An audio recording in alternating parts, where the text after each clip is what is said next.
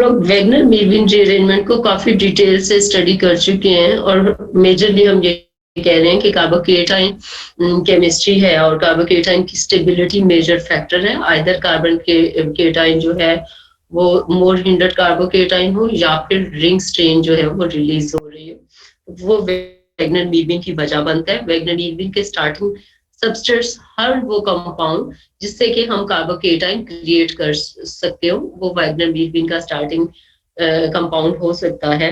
उसमें अल्कोहल सबसे कॉमन है, फिर उसके पीछे अल्किल हैलाइड्स और फिर अल्कीन्स। ये 3 सबस्ट्रेट्स ऐसे हैं जिनके थ्रू हम आसानी से कार्बोकेटाइन जनरेट करते हैं और हम वैगनर मीरविन रिएक्शन की तरफ जा सकते हैं।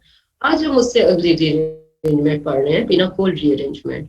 पिनाकोल रीअरेंजमेंट भी हाइड्रोक्सिल की ही रीअरेंजमेंट है और बिल्कुल वैगनर मीरविन की तरह हम हाइड्रोक्सिल ग्रुप को अच्छा लिविंग ग्रुप बनाते हैं। कार्बोकेटाइन केमिस्ट्री ही इसमें भी इन्वॉल्व है, लेकिन इसका में जो इंटरेस्टिंग चीज है वो ये कि 2 एडजेसेंट हाइड्रोक्सिल ग्रुप्स हैं, डायोल्स हैं।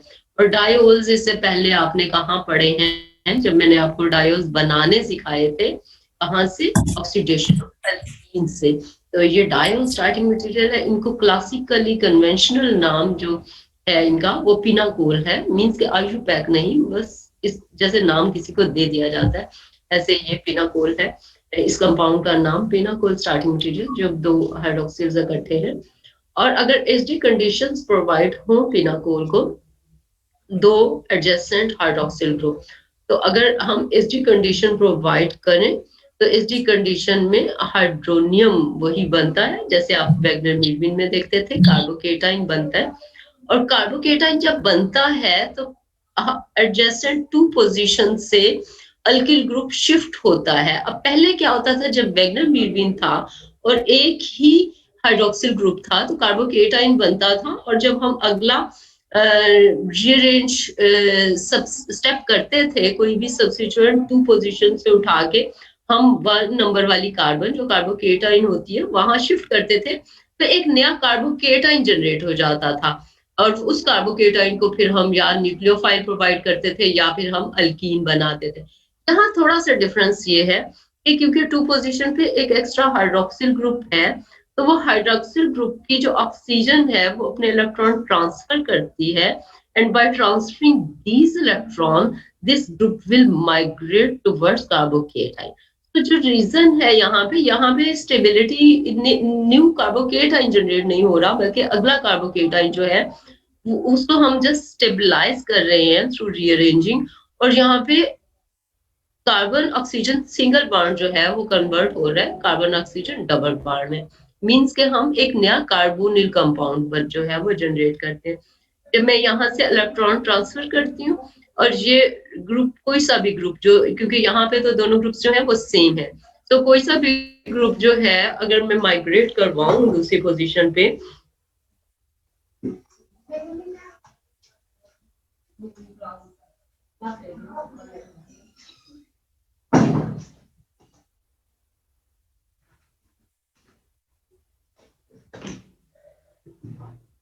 तो हम जब इलेक्ट्रॉन ट्रांसफरिंग करते हैं और ये ग्रुप माइग्रेट करते हैं, तो अब क्या हुआ, अब कार्बोकेटाइन वाली कार्बन को देखें तो पहले उसके साथ 2 सब्स्टिट्यूएंट्स थे, तीसरा सब्स्टिट्यूएंट हमने क्या किया, उसको शिफ्ट किया, माइग्रेट किया। सो अब वो फुल सब्स्टिट्यूटेड किस्म का कार्बन बन गया। 3 मेथड्स उसके पास हैं।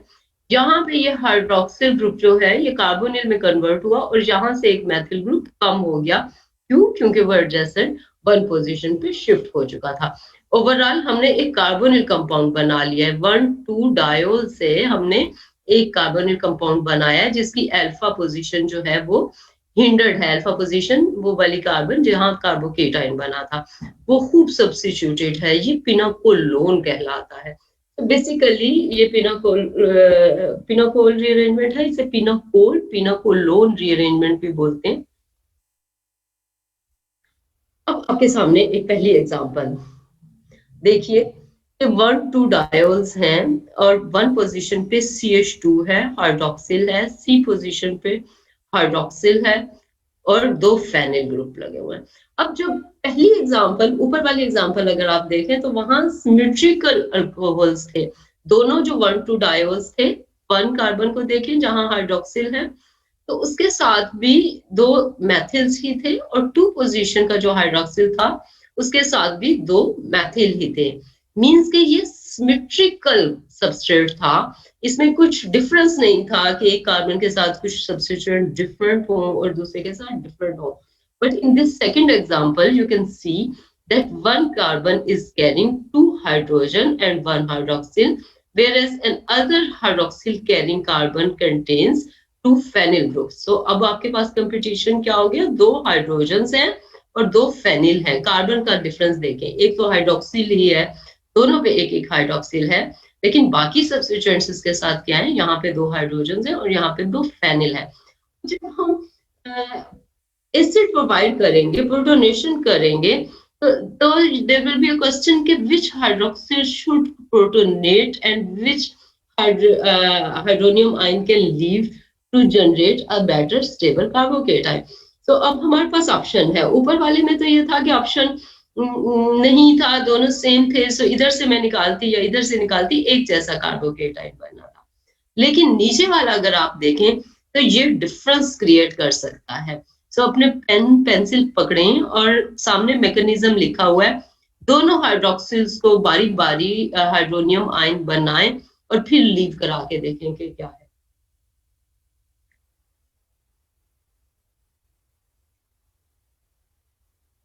करें और फिर मुझे बताएं।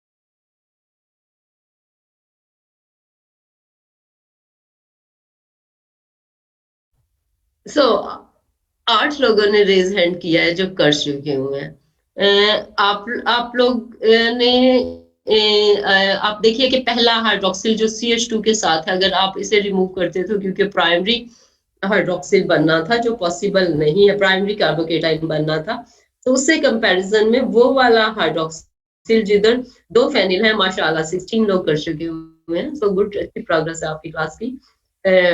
पार्टिसिपेट किया करें क्लास में, ताकि मुझे भी पता चले कि आपको कुछ समझ आ रही है, क्योंकि थोड़ा सा ये जो डिफरेंस है ऑनलाइन का, इसमें स्टूडेंट से फेसेस नहीं नजर आ रहे होते, तो हम कंफ्यूज रहते हैं कि हम जो पढ़ा रहे हैं वो आपकी समझ में प्रॉपर आ रही है बात या नहीं आ रही। तो गुड के आप रिस्पॉन्स करेंगे तो मुझे जरा तसल्ली रहेगी, फिर हम अच्छी उससे पेज से जा सकेंगे।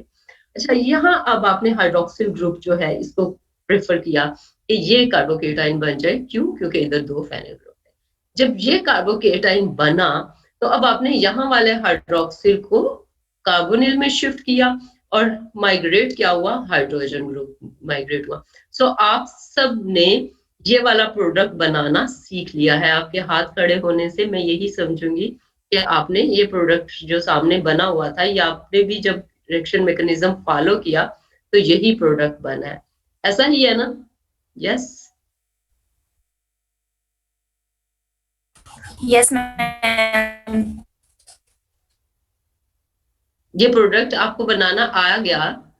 ठीक है। Yes ma'am.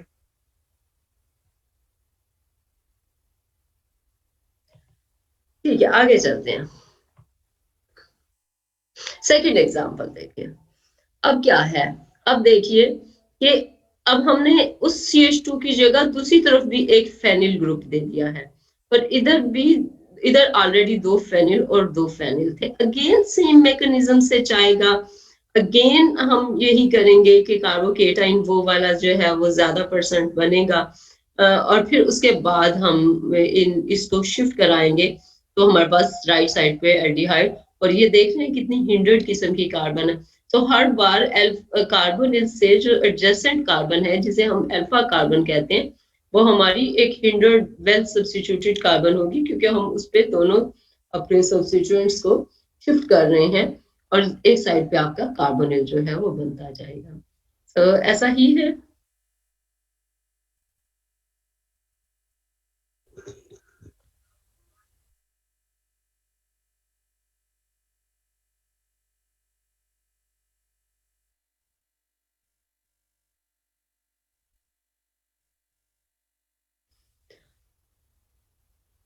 अगले एग्जाम्पल पे आइए। अगले एग्जाम्पल पे 2 मैथिल हैं, 2 फेनिल हैं,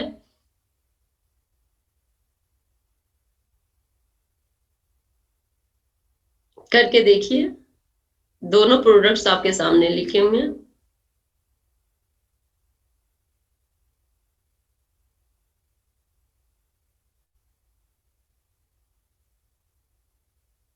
कैसे बनेंगे?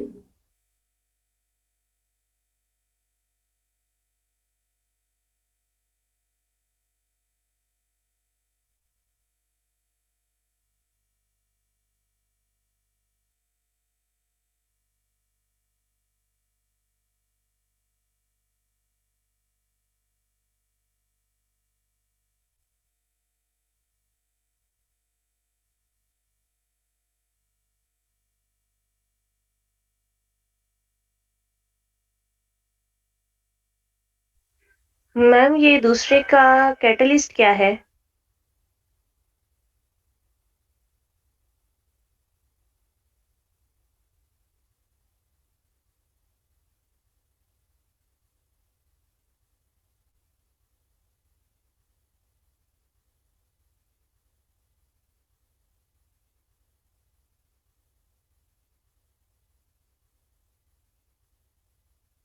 तो मेजरली ये आपकी प्रैक्टिस है कि आपको दोनों साइड पे बारी बारी ग्रुप्स जो हैं वो चेंज करके देखने हैं। पहले एक हाइड्रोक्सिल को कार्बोकेटाइन बनाएं, फिर दूसरे हाइड्रोक्सिल को कार्बोकेटाइन बनाएं। जिस साइड पे कार्बोकेटाइन बनाएंगे, दूसरी साइड से आप ग्रुप को माइग्रेट करवा के देखेंगे, और आपको जस्ट जस्टिफाई करना है कि कौन सा प्रोडक्ट बनता है। अगली एग्जांपल देखिए। अगले एग्जांपल में स्पाइरो सिस्टम्स बने हुए हैं। स्पाइरो सिस्टम्स मींस कि एक ही कार्बन के साथ 2 रिंग्स इकट्ठे अटैच हो गए। अब ऊपर जो एग्जांपल मैंने दी हुई है, नीचे वाला एनिमिनेट होना रह गया। सो एनीवेज हम देखते हैं। आप पहली एग्जांपल जो सामने आपके लिखी हुई है उसको देखिए कि एक 5 मेंबर एक साइड पे, और उसके साथ हाइड्रोक्सिल, दूसरी साइड पे भी 5 मेंबर रिंग और उसके साथ हाइड्रोक्सिल है। आपने पहले नंबर पे प्रोटॉन प्रोवाइड किया ST conditions, hydronium ion generate हुआ, हाइड्रोनियम आयन से आपने कार्बोकेटाइन जनरेट किया। अब जब आपने कार्बोनिल वहां से लेना चाहा, now you have the only choice of shifting the sigma bond. सिर्फ सिग्मा बॉन्ड वहां से मूव कर सकता है। तो सिग्मा बॉन्ड जो मूव करेगा कार्बोकेटाइन पे, तो अब क्या होगा कि वहां से अगर आप इसकी नंबरिंग कर लें, हाइड्रोक्सिल वाले को 1 2 3 4 5 6, तो मीन्स कि आप 5 6 बॉन्ड को मूव कर रहे हैं साथ वाले रिंग के। और अब दोनों जो रिंग्स हैं वो एक ही कार्बन से यूनाइट हो गए हैं, और आपका ये प्रोडक्ट बन गया है। तो इसका जरा मैकेनिज्म खुद से मूव करके देखें कि आपको बनाना आया। अपने रजिस्टर पे सामने देख के, नंबरिंग करके